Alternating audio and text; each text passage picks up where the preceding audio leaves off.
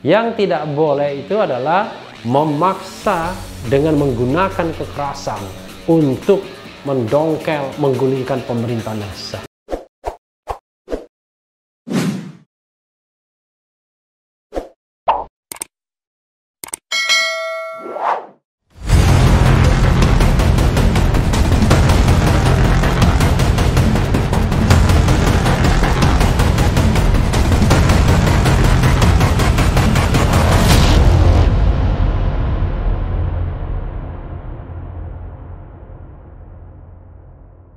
Assalamualaikum warahmatullahi wabarakatuh, sobat RH sekalian. Jumpa lagi kita di channel yang keren ini, Keren Cadas. Kali ini saya mau menguber berita yang ngeri-ngeri sedap ya. Gatot Nurmantio makar.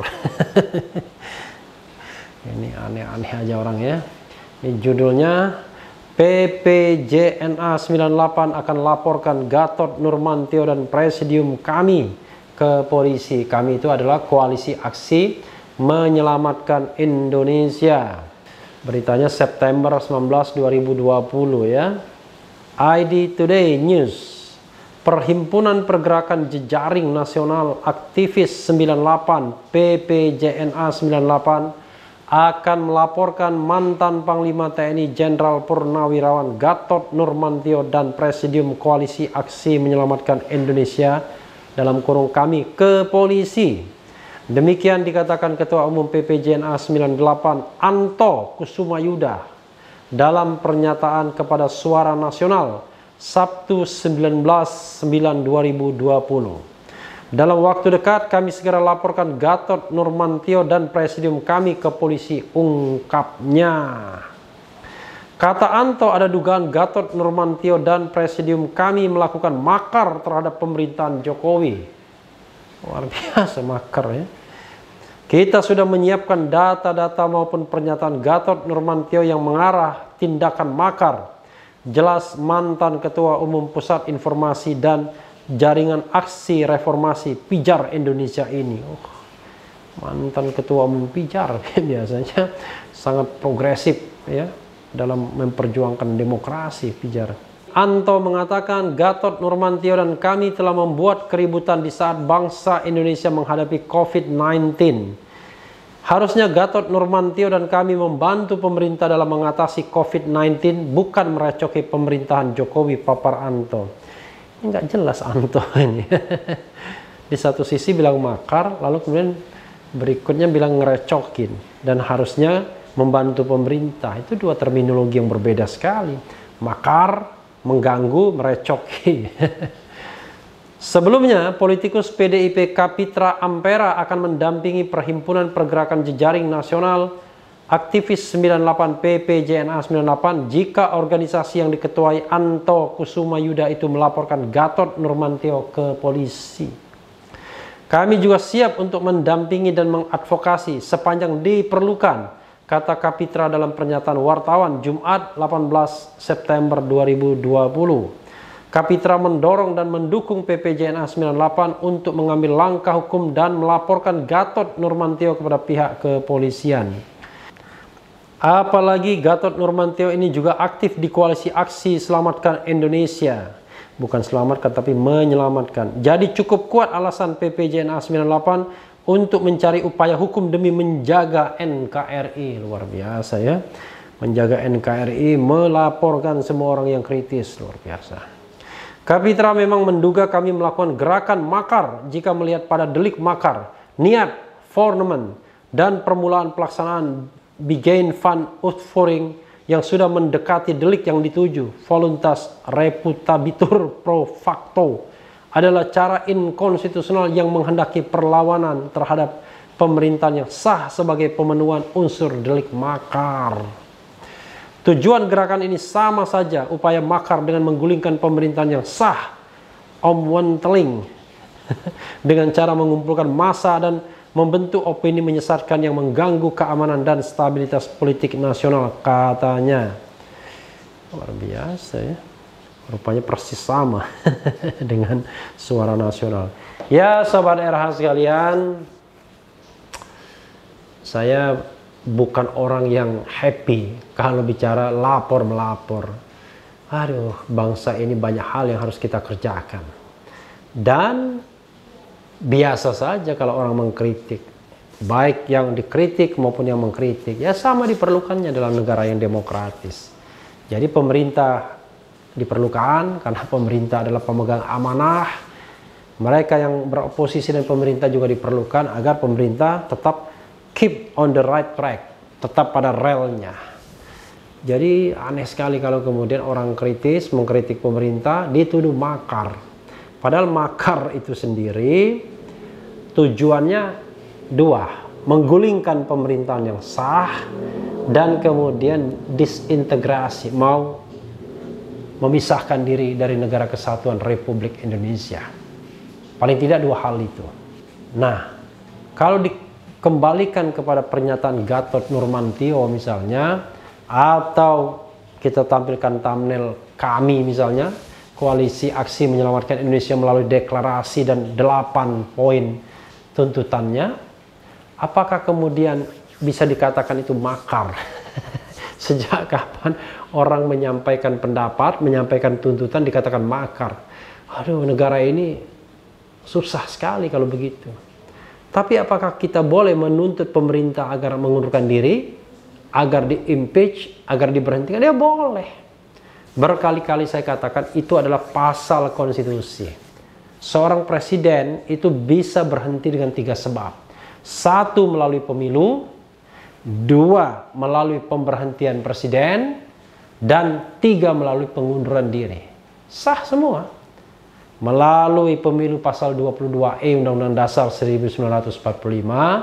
Melalui pemberhentian presiden pasal 7A dan 7B Undang-Undang Dasar 1945. Dan pemberhentian pasal 8. Apa yang jadi masalahnya?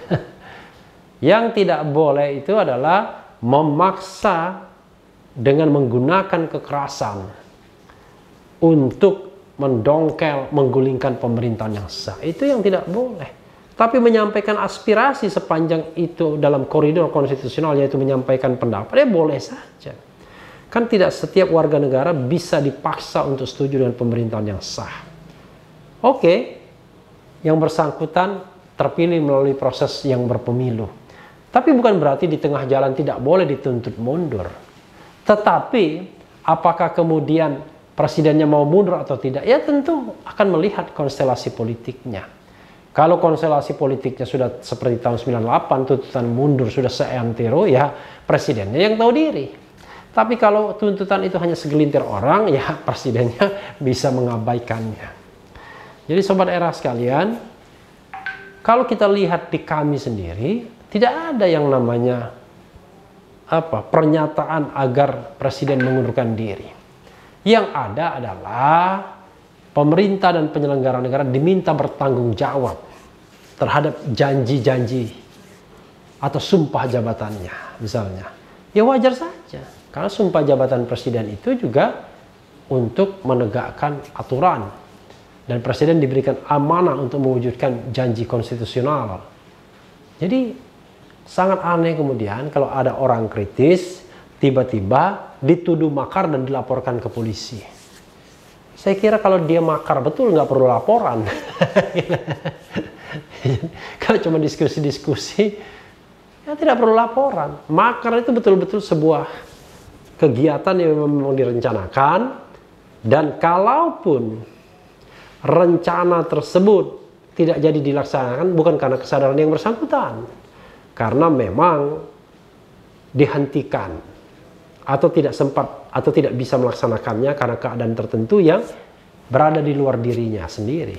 Jadi sobat era sekalian, kalau kita mau bernegara dan bernegara itu menjadi negara yang demokratis sebagaimana pilihan kita kedaulatan rakyat, atau pilihan kita demokrasi konstitusional atau konstitusional demokrasi, ya jangan alergi dengan perbedaan pendapat, baik pemerintah maupun para pendukungnya. Tapi saya mendengarkan komentar Gatot Nurmantio, dia mengatakan begini, ya nggak apa-apa dilaporkan ya, mungkin juga pihak-pihak tertentu ingin cari poin terhadap pemerintahan sekarang. Ya mungkin benar juga. Siapa tahu ya kan. Mungkin belum dapat bagian apa-apa dari kekuasaan, lalu ingin menanam jasa atau minta perhatian ya kan. Seperti ada dulu waktu pembentukan kabinet kan, ada wakil menteri yang mengatakan akan membubarkan organisasi atau organ pendukung Jokowi. Tapi begitu diberikan jabatan, berhenti langsung. Dan saya katakan, harusnya organisasinya yang dibubarkan betul. Mau dikasih jabatan, tidak dikasih jabatan. Karena tidak boleh lagi menggunakan simbol atau nama Jokowi untuk kegiatan non-state. Karena dia adalah Presiden Republik Indonesia. Jadi namanya itu sudah resmi, tidak boleh sembarangan digunakan. Kecuali kalau dia pensiun. Nah, kembali kepada Gatot Nurmantio atau presidium kami, sangat aneh sekali kalau kemudian orang yang kritis selalu diadukan kepada pihak yang berwajib, kepada polisi. Menurut saya, ibu-ibu dan bapak-bapak sekalian, teman-teman semua ya, juga terutama sobat era sekalian, kita jangan bikin repot polisi untuk mencari-cari delik yang mungkin ada.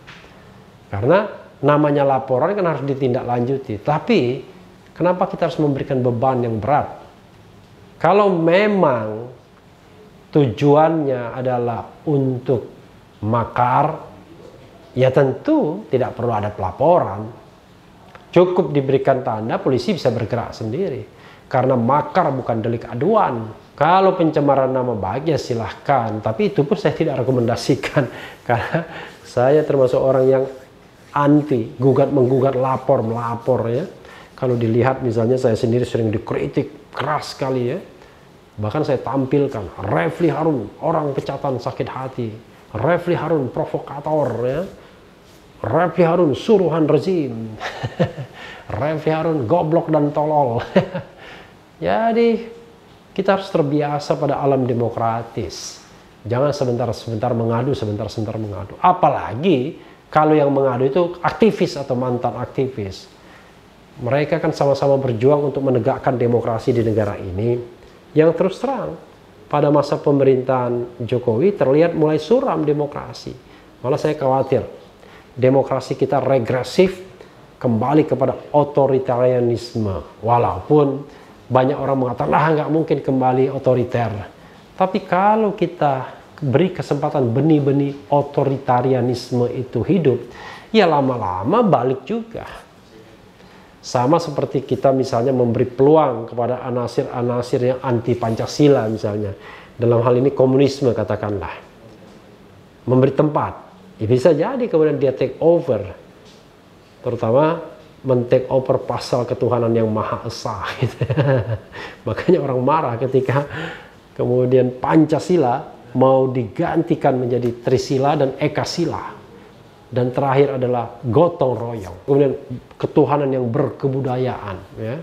Jadi sobat era sekalian, komitmen kita bernegara itu, yaitu negara yang mensejahterakan, negara yang melindungi, negara yang memakmurkan, negara yang ambil bagian dalam perdamaian dan kedamaian dunia.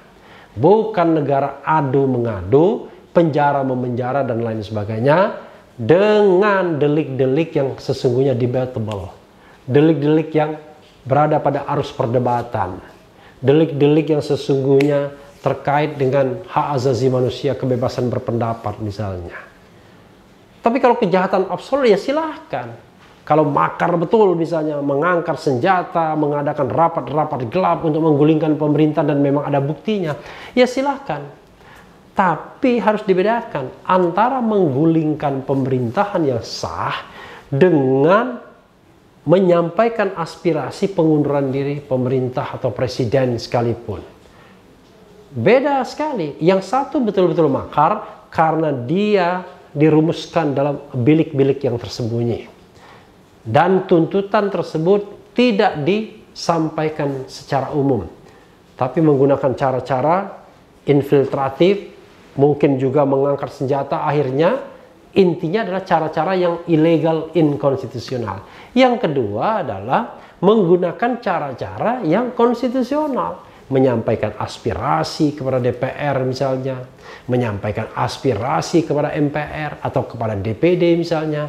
Yang penting adalah mereka harus paham, pemberhentian presiden itu bukan semudah membalikkan telapak tangan. Harus ada proses, dan proses itu sebagaimana diatur pasal 7A dan 7B ya harus konstitusional. Tidak boleh sembarangan, ya. Klausulnya saja harus dihadiri 3/4 yang hadir. Jadi klausul ini jauh lebih berat dibandingkan dengan klausul mengubah undang-undang dasar misalnya. Jadi sobat era sekalian, sekali lagi kita tidak perlu membuang energi untuk adu mengadu, karena negara ini adalah bukan negara adu mengadu cita-citanya, tetapi negara kesejahteraan, the welfare state. Bahkan saya katakan negara keadilan sesuai dengan sila kelima Pancasila, yaitu keadilan sosial bagi seluruh rakyat Indonesia. Jadi yang kita tuju adalah the justice state. Ya, mudah-mudahan setelah ini kita lebih dewasa, terbiasa untuk berbeda pendapat, walaupun yang paling kritis sekalipun, yang paling pedas sekalipun, yang paling keras sekalipun. Yang penting tetap di channel ini, karena di channel ini Anda akan dirayu, ditipu, dibaperin, dicecar, diuber pula di jalur khusus. Karena channel ini adalah channel yang mengancam, memeras, dan membenci. Jangan lupa subscribe, like, comment, and share.